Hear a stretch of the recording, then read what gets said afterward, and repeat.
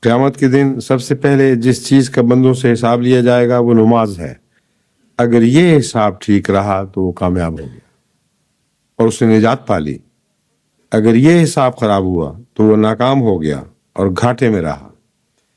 اگر اس کے فرضوں میں کوئی کمی ہوئی تو اللہ تعالیٰ فرمائے گا، دیکھو میرے بندے کے کچھ نوافل بھی ہیں، اگر نوافل ہوئے تو قرضوں کی کمی ان نوافل کے ذریعے پوری کر دی جائے گی۔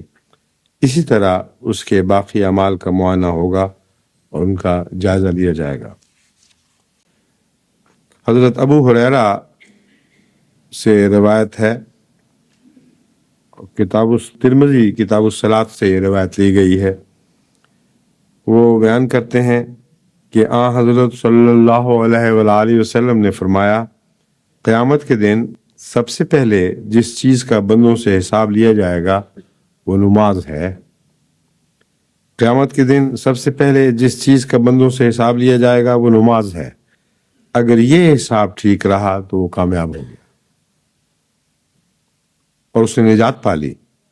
اگر یہ حساب خراب ہوا تو وہ ناکام ہو گیا اور گھاٹے میں رہا۔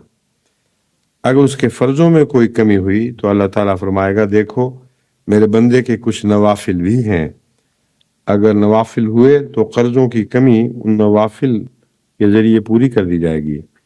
اسی طرح اس کے باقی اعمال کا معائنہ ہوگا اور ان کا جائزہ لیا جائے گا۔